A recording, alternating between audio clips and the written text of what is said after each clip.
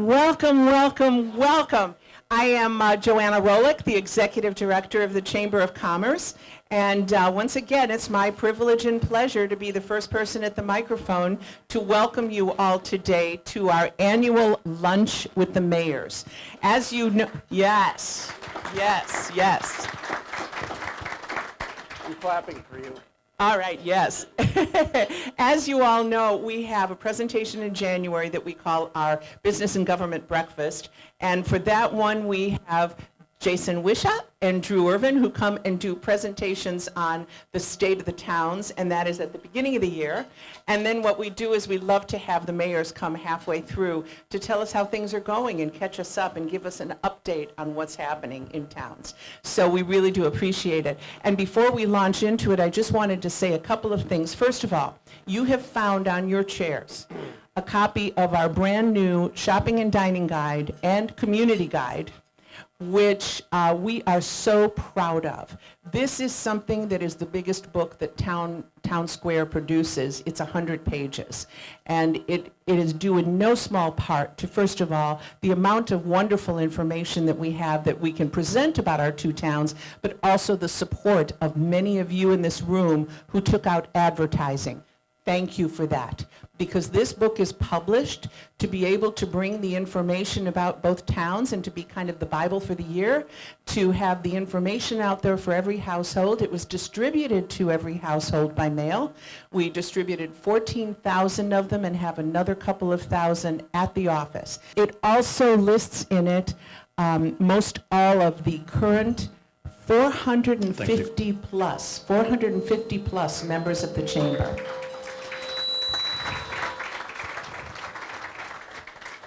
We are so proud and so pleased and are very glad to be able to work with everything from solopreneurs to major employers of over 1,500 employees, entities that include retail and hospitality, legal and financial, service, medical, construction, contractors, you name it, every category.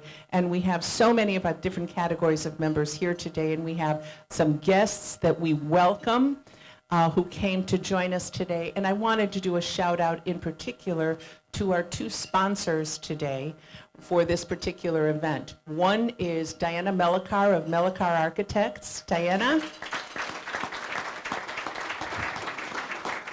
who has also been president of the Chamber Board in her past, as well as providing such wonderful design and buildings around town, including the Westlake Forest train station, little known fact. And Deer Path Inn, correct, Diana?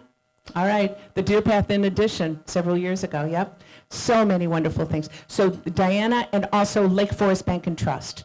So thank you to the bank for also supporting us in this way. And before I get into the introduction of our two guest speakers, I also wanted to do a shout out to two people who you see at our events all the time. And I just want to thank them for their generosity and sharing of theof talents. One is Michael DeLotte over here, who is our photographer. And you'll note that most of the photographs in that community guide are courtesy of Michael. So they're absolutely beautiful, and he's wonderful. Thank you, Michael. And the other person that I want to acknowledge, because he doesn't get enough applause either, in the back of the room is Bruce Himmelblau of Blue Sky Video Productions. The reason why we can watch things after they have happened to be able to put them up online and share them with the city and the village is because of Bruce. So thank you so much for that. So thank you all for coming today, but let me go right into the presentation about our two guest speakers. First, let me start with Regis Charlot. Regis has been the village president of the village of Lake Bluff, the Board of Trustees, since April of 2021. He's a successful innovator, entrepreneur, and community leader with over 30 years of experience driving organizational growth and transformation. Regis retired, in air quotes, a couple of years ago after globally transforming our national healthcare IT landscape with electronic health record, and clinical terminology solutions. Reviewing retirement as a new chapter filled with fresh opportunities and adventures, he now leads another startup, delivering a software-as-a-service platform for mountain sport equipment rentals.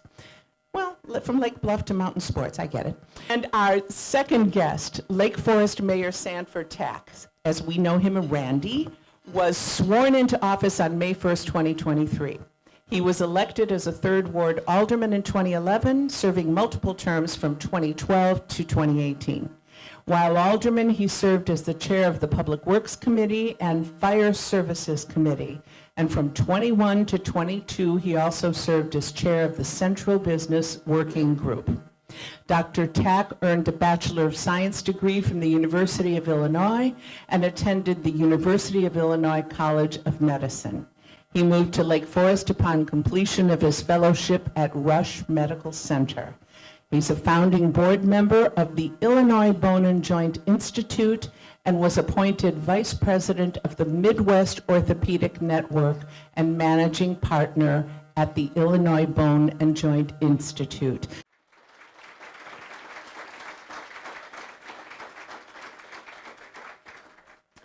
So, getting to the topics that we're going to be covering today.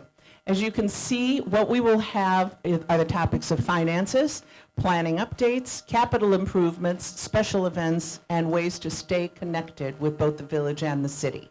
So gentlemen, we'll start with City of Lake Forest. And we'll start with finances. Mayor Tack? City finances, the short summary of this for Lake Forest is that our finances are in really spectacular shape. As we usually do, we have a AAA bond rating, which is provided with that this year. I'm particularly proud of what we've done, the work we've done on pension financing, so public safety pensions. We are well ahead of state minimum funding requirements, and in fact, next year we will be essentially at a point where we have flat pension payments for the foreseeable future. 2040, 90% funded, which is really quite an accomplishment. I think there's very few communities in the state of Illinois that are in such a position. And that really reflects the way we approach our finances, that we look into the future and make sure that what we're doing is sustainable, so that we can continue to work on the other obligations of the city, such as capital improvements. This year we have $30 million in capital improvements scheduled, for which approximately $6 million are funded by grants. We've also, going back to the AAA bond rating, it's not just that we are good fiduciaries, we report what we do very well. Once again, we've received the Triple Crown Award, and I'll let the accounting people tell you exactly what that means, but I think it's good. So anyway, all of our fund reserves are properly funded at this time. As you may have heard, last year we had an approximately $4 million surplus at the end of the year, which has been put back into capital funding. One of which is recently, and I'll refer to this later, we've decided to purchase a building for a new public safety facility. We were able to do that out of cash because of our financial. So anyway, that's a basic summary. I'll give it to Regis. What question? I will keep it very simple. What question here is our general funds? On a fiscal and annual basis, we set all-time high for this year, and we're actually doing better. We're also at bond rating, helps with the we achieved 2 of the 3 Crown awards. Unfortunately, the 3rd award that required hiring a person for reporting, and as a stand, we weathered Harvey very well. We're doing well, and we're on track to be better next year.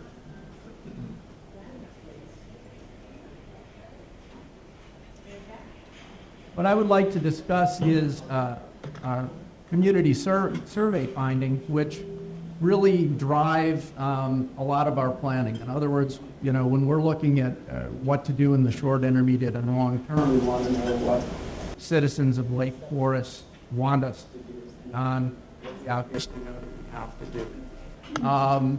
One of the ways we determine that is through surveys. So recently we completed a community survey, and the remarkable thing about this survey that you might not realize is the amount of respondents to the survey. We had almost 1,500 people respond to this survey, which the company that did the survey for us basically told us this is almost an unheard of response, which is great for us because it means that the data that we're getting is probably highly reflective of what the community wants and what they think. Interesting findings were quality of life in the city. 95+% of people in our city think quality of life is good or excellent. Similar findings for quality of services provided by the city. Again, it's always intriguing to me. I would like to know, to some extent, what the people who rated us as fair, what their expectations are. But I think this was very positive. And going forward, we really have used the, not just the global data, but the individual data from this survey to determine what we're going to do for long-range planning. And we're in the process of putting together a long-term planning document, draft results, which will be reviewed at the City Council shortly, that really reflect what was said by the citizens of Lake Forest. Anyway, so this talks about how we get through the strategic plan process. The community survey is obviously what I just talked about. And once we have the survey, we've gone through public workshops. The staff analyzes the input from that. We've had additional community meetings. Subsequently, the first draft of this will be presented shortly. And then we'll again have community review of what emanates from review of the draft plan, and we'll put together the final strategic plan. Sure. So, Central Business District, what's going on in the Central Business District? A couple of big ticket items coming up in 2024, 2025, and these will have significant impact on the community. One of which is the Deer Path streetscape reconstruction. It's actually starting a little bit early. In August, we're going to be doing some water main work under Deer Path, Green Bay Road that's going to be disruptive for about 3 days. We tried to time it between Lake Forest Day and start of school, so hopefully there's minimal disruption, but there will be significant disruption then. Coming next year, the Deer Path streetscape reconstruction is a much bigger project extending from Western essentially to Green Bay Road. It's entirely going to be dug up, underground infrastructure rebuilt. The project was been in planning stages for many years. It'll include both infrastructure and aesthetic improvements, and it'll take, if we're lucky, 4 to 5 months. It is a project that is partially funded through the state, so IDOT will be running that project in conjunction with our staff. That takes a little of our control out of the process. In addition to that, we're in the process of tying in some enhancements to Bank Lane, trying to improve the streetscape, create an environment that encourages pedestrian access to the central business district, perhaps encourages thoughtful redevelopment along that corridor of some of the obsolete architecture that's placed. We're hoping that businesses will be encouraged to do new and creative things, stimulated by what we do with the streetscape itself. Okay, this is sort of one of my favorite projects because it was entirely unexpected. We became, when I say we, the city became aware of a property approximately 6 months ago that was available due to unique economic circumstances that could, in theory, serve a need that was on our intermediate to long-term planning, which was a new public safety building. Currently, our police and fire occupy the same space. It's a relatively small space, built in the late 60s, I believe, so it's 50 years old. It clearly doesn't meet the needs of either one of those departments as structured. And so, but that being said, and if you pay attention to the news, many communities around us are in the process of looking at this. They have the same issues. Public safety buildings built 30, 50 years ago that clearly don't meet the needs of modern policing or fire. And many of those projects in similar sized communities, budgeting for those is $50 to $60 million. Some who've already done it as recently as 8 years ago are in the process of adding on to it because it was underdone when they did it. It's a big problem for most communities. We had the opportunity and identified a building that we could purchase for $3.5 million. This was sort of looked at by the city council conceptually to see if this would be a viable project. The council ultimately felt that it was.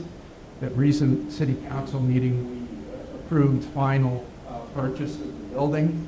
So now we are going to, according to this timeline, begin a very detailed process of determining the design and financing of this project.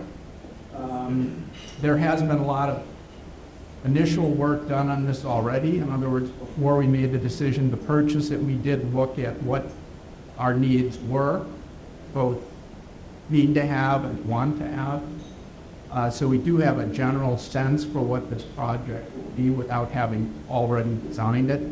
And so the next year we're going to spend in the process of design and needs assessment, hopefully culminating with a financing plan to meet those needs. So this slide is important to the village of Bluff, and it reflects actually a lot of activities that are driving our day-to-day activity and our strategic outlook for village of Bluff for the next 5 years. Basically, what I discovered when onboarding as a trustee in Bluff is everything goes through that book. And that little book that is about 15 pages reflects both practical aspects of our strategy in Bluff and the aspirational of who we want to be as a community. That thing was done about 5 years ago, and it's up for refresh. And with the pandemic, we think that we were not able to execute on that plan, so we're giving ourselves another 2 years to execute on that plan. Now, that plan affects downtown, our central business district, and the Waukegan Road corridor. And we are basically engaging the community right now to see what will be the next plan. This is important to us. It drives the way we design and create and execute policy for village of Bluff. And we are really asking for the community to come and help us again to boost this plan and again refresh this plan. Now, before we do that, and that will be done in about a year to 2 years from now, we also are looking at the comprehensive land use plan. And this plan was actually created in 1997. This plan is actually what drives zoning in Bluff. So the way we can actually build what, where in Bluff for how many stories and so on. And I'm going to read that because this is actually important. This plan is really planned to establish logical and land use and community development policies as a guide in decision-making process for village public officials and advisory board. We live by that plan, and we're now working on that plan. That plan will be complete by the end of the year. And that's, we have what we call our missing middle housing. And this is actually a reflection of what we're trying to achieve in Bluff, following our strategic plan and following the previous version of a compactive land use plan. We have most of our dwellings in Bluff reflect a certain land use, and that land use is no longer quite appropriate for the people that are in Bluff. We have shown that about 60% of the dwellings fit actually what people would like to do with those habitations. We cannot have people wanting to downsize in Bluff cannot find a house that would fit their use. there's very, very little stock for sale right now. And the prices are only going up and not down. So this plan is to, the goal of this plan is to diversify housing to ensure that we can actually facilitate the balance of supply and demand. That's what the plan was when we started back with our zoning board.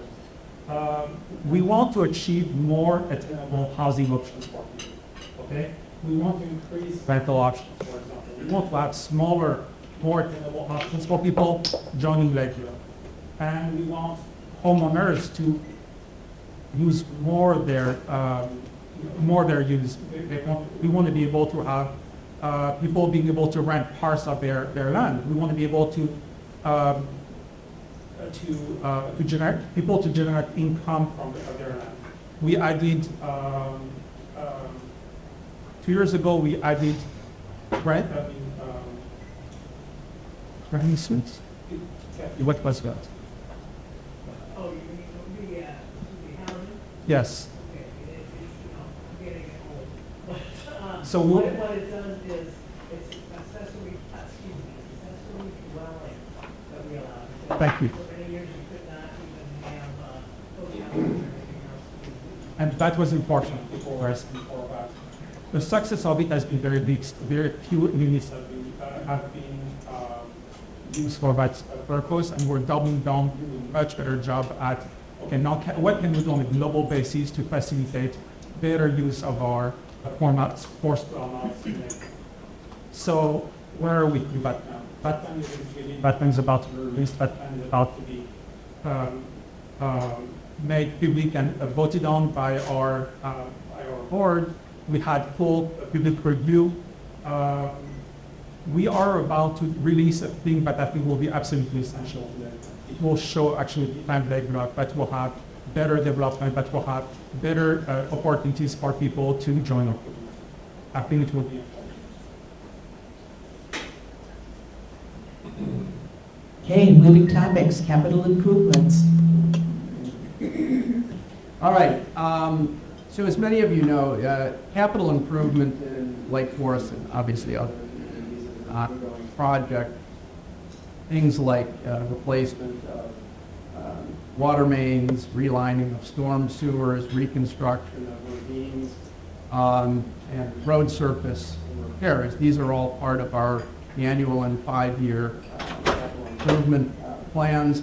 And in Lake Forest, we do those things typically on a pay-as-you-go basis. So, people kind of don't really notice when they occur because they're occurring and being paid for continuously. Recent things that we've done that are a little more significant and more dramatic include the items here. Forest Park Beach, we just finished the 3rd restabilization program when I started as an alderman. The South Beach Slid, we redid that one. Then at the end of my time, the North Beach Slid, then we redid that one, and now we've reconstructed the central side before it slid, which is good. That's complete, and we're using the infrastructure of that for another new project, which is the replacement boardwalk on the beach, which is a really neat project that will allow people to walk from the tableland above to the beach through the Bluff. That really interesting sight line, ADA compliant, so that people with wheelchairs, other impairments will be able to access the beach as a pedestrian, when in the past that really wasn't possible. That project just started. I think we're a little bit behind because of some engineering mistakes, but it should be done by Labor Day if all goes well, and so we're very excited about that. Deer Path Community Park, for those who haven't been, you really should go. It is an amazing facility. So it's a 10-acre turf field project that includes walking trails, natural areas. For those of you who are pickle fanatics, we have brand new state-of-the-art pickle courts. It's lighted. One of the remarkable things that's already demonstrated the genius of the design is drainage. We just despite all the rain we had this year, our kids are out there every day playing. The field utilization is significantly higher even than we thought it would be. This project is really already met the expectations. We had 4th of July there for the first time. I think for those of you who went, it was a pretty spectacular venue for that. In addition to which, if you have children, grandchildren that play these games, you can actually watch their games online. This is all loaded up with video. So that's pretty cool. We've done some significant ravine repair work. You may or may not know most of the ravines in Lake Forest are private, so the ones we've been working on are predominantly public ones. And then some other interesting infrastructure projects such as water main replacements. And unless you're a boater, you probably don't care about beach crane replacements. Let's see next. Other capital projects that are coming, one that I'm particularly happy about, that bike path resurfacing. It's right across the street from my house. And this is a great project in part because we ended up doing twice as much as we thought we were going to do because the bids for construction came in significantly under what we projected. So we doubled the length of that. We also have widened it so that it will be safer for extra pedestrians and bicycles. We've got a couple of bridge replacements, which are really major projects going on Lake Road. These are historic bridges. You can kind of get a sense for them there. It's going to be disruptive to traffic there, but not generally to the city as a whole. And then the previously referenced Forest Park Beach Pathway Project and the sand nourishment project is sort of an ongoing thing that happens at the beach every once in a while. Okay. Yeah, this is very exciting. We have a combination of things that are basically a natural upkeep to our community. So think about our lift station, for example, street resurfacing as usual, and our sanitary sewer. Some of the sanitary sewer in the city are repaired. This is one of the things, so no upkeep will be by every time. What is exciting to us is we're taking on major projects. The thing we have been talking about is our stormwater improvement. This is the single largest improvement project in Lebanon. The total project price is about $50 million. The first phase is $22 million. Our budget is $12 million. Okay. And so the first phase is what we call a deep tunnel, a 72-inch pipe going from the viaduct, going to Sheridan Road, going to North Avenue in Lake Bluff, and going all the way to Lilliandale that is going to make. That thing is $22 million. That thing will start at 40 feet underground. And that thing will dry up east stairs, north stairs, and the east side of Lake Bluff. It will have a transformation effect on Lake Bluff. We have right now 22 spots that are flooded every time there is a rain. Okay? Not talking about the viaduct, but to 14 feet of water the last time. This is what we're going to work on. This project is $22 million. We have $40 million right now. The last contributor is IDOT for $6.5 million. We're still waiting for them to come true to their word, but they will so help. I'll take that now because IDOT is hard. The project, but this project will go by phases and will start as early as 2026. So it's right around the corner. It is important. The second project is the road and the bridge. We will redo the road from 176 and Green Bay all the way to the border to Lake Forest. We'll also do the bridge, and we have had significant issues with the historical aspect of the bridge for upkeep and restoration, and we'll change the bridge. This is going to be a big deal. We will change for the road. We'll basically strip the road. We'll remove water main. We'll remove everything, stormwater pipes, the sidewalks. For the bridge, we will actually have no bridge for 6 months. That will be a big deal, especially for kids going to school, for safety. So we're planning for that right now. The road, the bridge will be March 2026. but will last 6 months. The road will be 2 building construction seasons. It will be from 2025 to 2027, spring 2027. Of course, we have done the studies, we have done the feedback from the committee, and we'll have more information from the committee as we get closer to that construction. Moving forward. The streetscape, like the central business district is important also. It reflects our community. A lot of people consider Lake Bluff as a destination community. The appearance of our downtown was important to us. So we really basically a corner with pastel lighting, with walls, with, first it was grass, now we just planted natural native paintings. We just delivered the furniture just before July 4th. We are now moving forward with Block 1 improvement. But Block 1 would be basically the space that is right here. And we're looking at that space as a community space. We want to make it curbless. We want to make it a space for people to gather. We also want the same treatment that is natural paintings. We want the same type of lighting. We want Lake Bluff to be a very welcoming place. It's a place where people actually come quite often. Also on the next slide, we have about 22 events during the summer for block parties.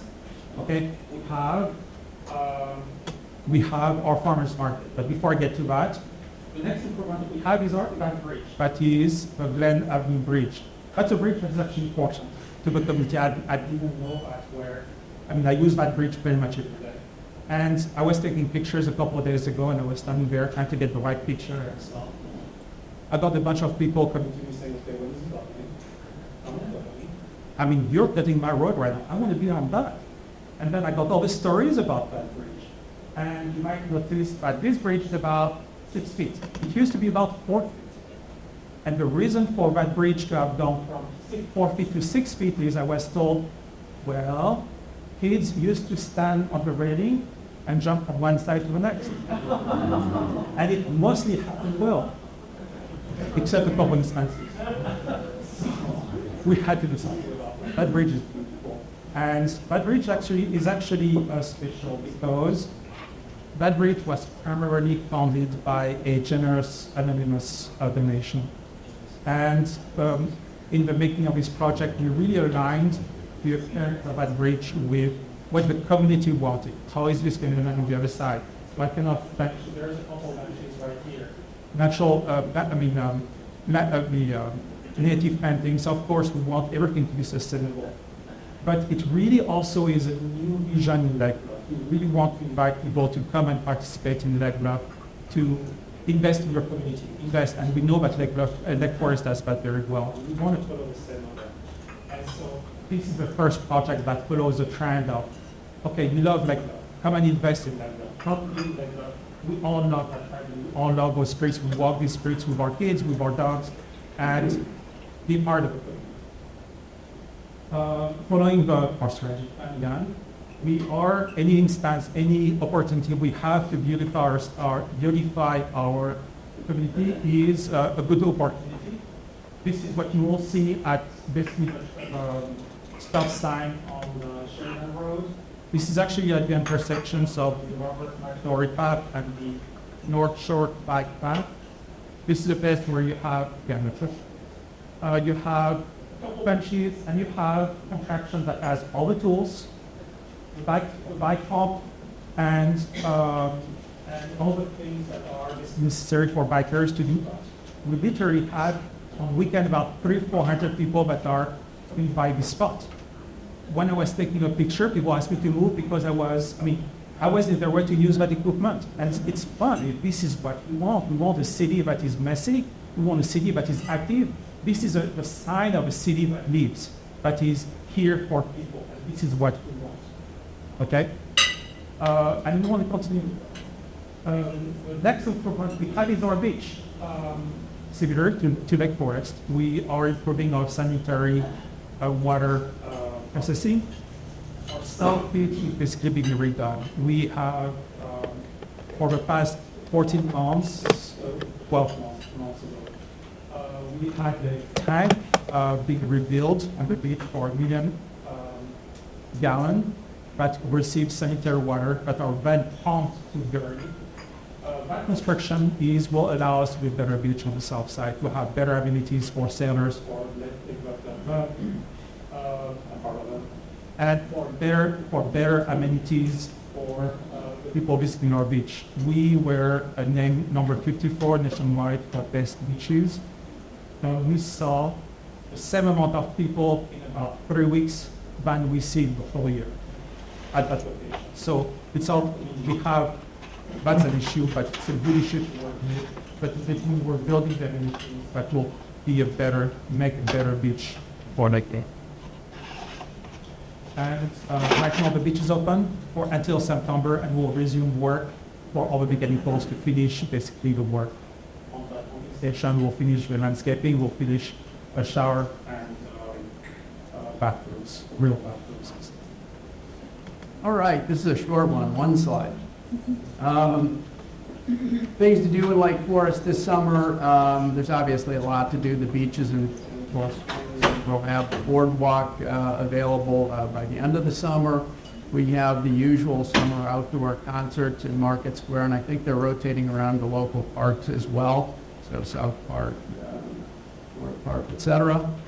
Lake Forest Day is coming up, so make sure you put that on your schedule. The usual events are the parade, the carnival, and the 5K run. It's August 6th and 7th.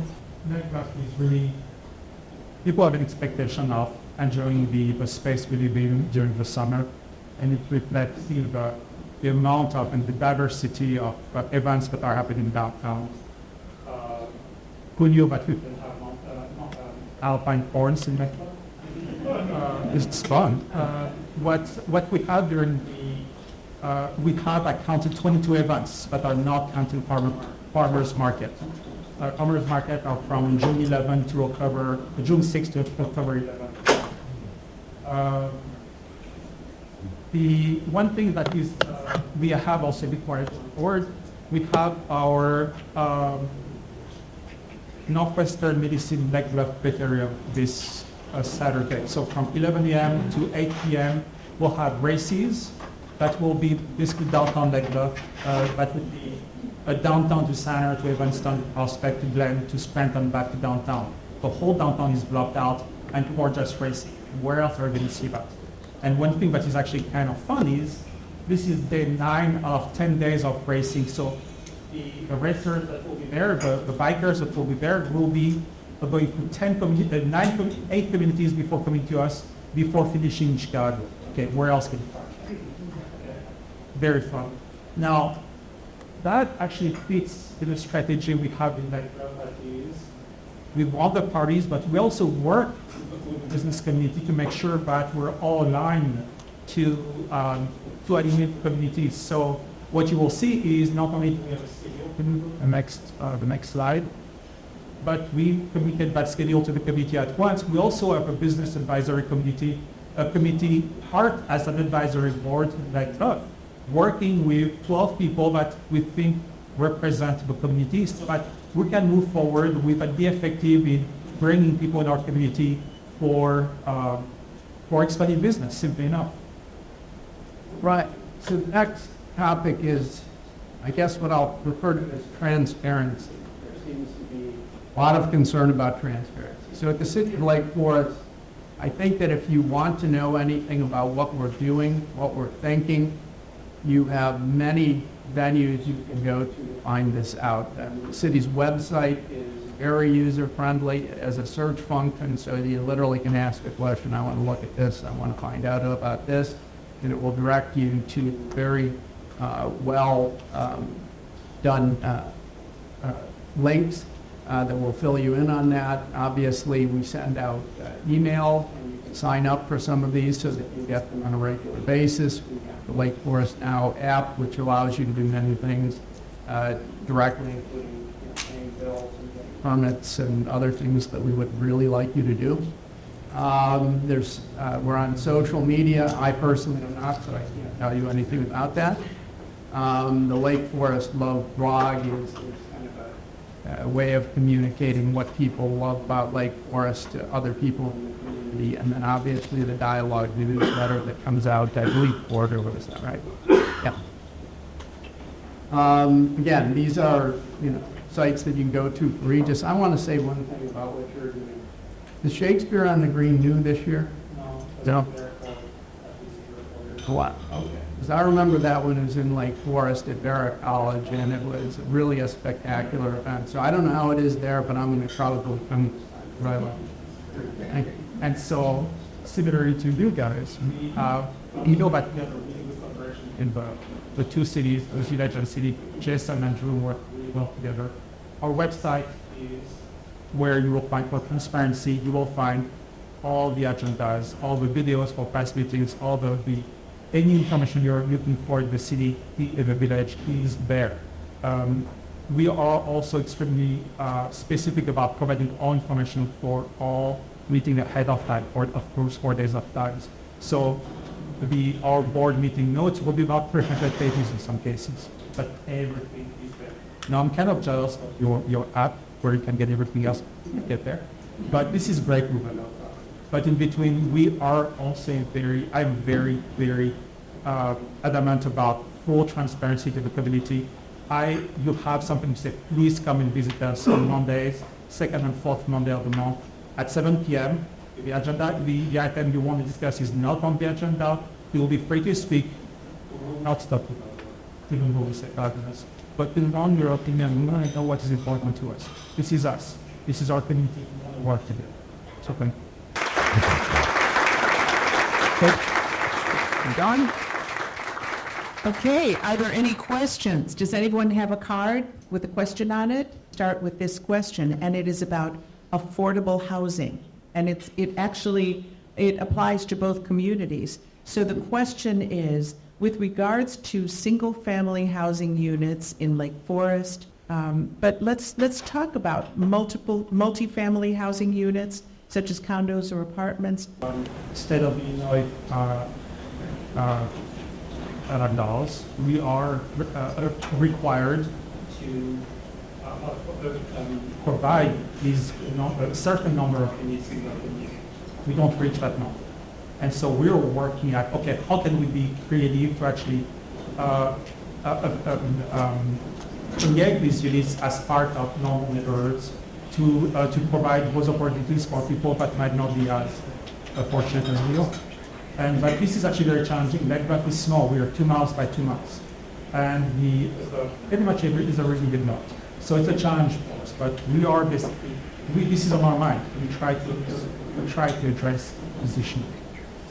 In Lake Forest, we have what I'll refer to as a multi-pronged approach to affordable housing, which looks at creating more multifamily opportunities. In the last 5 years, we've added 100+ multifamily units in Lake Forest, which generally tend to be a little more affordable than single-family units, not always.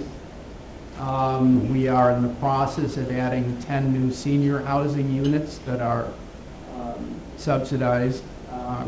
We have 5 in existence. The Lake Forest Academies and Lake Forest College have lower cost housing as part of their structure. In addition to which, when new developments are proposed, there's a requirement that developers either provide on-site affordable options, or there's a sort of a cash option where they can pay money in lieu of that, in which case that money goes into a fund that we use with community partners for affordable housing. I think I got that right. Who helps us manage acquisition of single-family sites and building and managing single-family affordable housing. There are actually 2 questions about sales tax. One is there a figure about online sales tax versus brick and mortar businesses are trending? Can you answer that question? Oh, you're going to me. So, Elizabeth, are you here? Okay. All right, we don't know that Elizabeth data. says no, so the answer is no. Okay, but that would be kind of interesting. I think for our group, for many in our group, would be interested in knowing Another question is regarding sales tax. As a retailer, I'm interested to know how the sales tax revenues are trending in both communities. Account for the third of our revenue. In Lake Bluff. So did you hear that all? That sales tax revenue accounts for about a third of the revenue for the village of Lake Bluff and is trending up. So I think for Lake Forest, sales tax is not a third of our revenues, but also we're seeing a similar upward trend in sales tax revenues. Wonderful. Could I add something to that, though? Something that is going to have to be considered. You may or may not know that the governor is suspending the sales tax for groceries, and that will have an impact on the budgets, I'm assuming, of Lake Bluff, but certainly it does in Lake Forest, and that's something that we're going to have to consider how we're going to respond to that. For Lake Forest, it's about $500,000 a year. And for Lake Bluff, it's about $182,000. And so, because we are actually, it's actually good and private sector. But for some cities, that's that type of issues about the self-funding on their police departments. So it's actually a big issue. We are totally lucky not to have that issue back at that level, but it is becoming a big issue for all the communities around us. Interesting. And talking about the police, let me just go into this question. What are the deficiencies of the existing station that necessitated the new building? The obvious one is space. I mean, the current building houses fire and police, and if I'm not mistaken, it's 22,000 square feet. It was never designed to provide the services that we're trying to provide there. It doesn't have protected parking for our vehicles, which means that we have to literally park vehicles outside, run them all night long in the winter so their computer systems don't go down. It reduces the lifespan of those vehicles. We don't have protected access to the facility for ambulances. If we have people who are at custody, bringing them in and out of the building in a protected way is problematic. The staffs have changed. We now have a higher percentage of women. We don't really have appropriate or adequate locker room facilities for the staff. Other things like training space. Literally, to do training in our existing facility, the guys have to spend time removing everything from the space. They do the training in the space, then they move everything back into the space, which basically means we don't have it. And training is a huge part of what police and fire do, so the ability to do on-site training is significant. Our firing range in the building is really inadequate and out of date. So there are many aspects of that building that don't meet even some of what I would argue are our contractual obligations with our police and fire. But this is one, Mayor Tack, if I could ask this of you, lighting in Market Square and surrounding streets. This is, and I quote, one man's opinion, although his wife has the same opinion. The sidewalk lighting around Market Square is very dim, and at night the area seems abandoned. Is brightening in the plan? There is an ongoing discussion at Public Works and whatnot about lighting, and it's a double-edged sword because when you have a historic district, people want it to look a certain way. They don't want it to be brightly lit, like a mall. On the other hand, it is acknowledged that some of the lighting that we have, for instance, the gas lamps, which don't generate any light at all, they're beautiful, but they don't sort of functionally light the walkways or the roadways. We want to keep them, we want to keep the aesthetic, but we also want to make that safer, particularly in the CBD going sort of north out of Market Square. The roadways is somewhat dark. There's a lot of foot traffic now. So we are talking about ways that we can aesthetically improve that without sort of working against the sort of historic view of the area. Has there been any consideration for a pedestrian walkway bike path to connect the West Lake Bluff businesses from Carriageway Shopping Center south to the hospital? And actually that crosses the border. We have, I believe that we have already sidewalk that will go quite a ways, but I believe that we have missing space. an initiative of Village of Bluff is I believe the safe road or safe streets, where every street should have sidewalks for children going to school. And we are every year investing money in that type of infrastructure improvement. And so that might be a great idea That's to a great develop as idea. well. Mayor Tack, any comment on that? Sounds fine to me. It's not been brought to my attention up to this point. We have spoken about that in the last couple of years. Especially with the expansion now. A lot of people there. Ladies and gentlemen, in the interest of time, it is 1 o'clock. This has just been extraordinary. If we could just thank our two speakers here.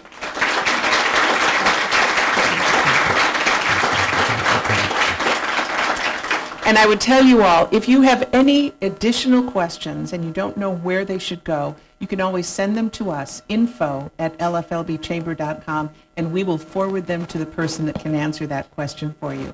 Thank you so much for everything. We'll see you all at Lake Forest Day, and there are all these wonderful events downtown Lake Bluff and in both towns. Thank you, everyone. Thank you very much.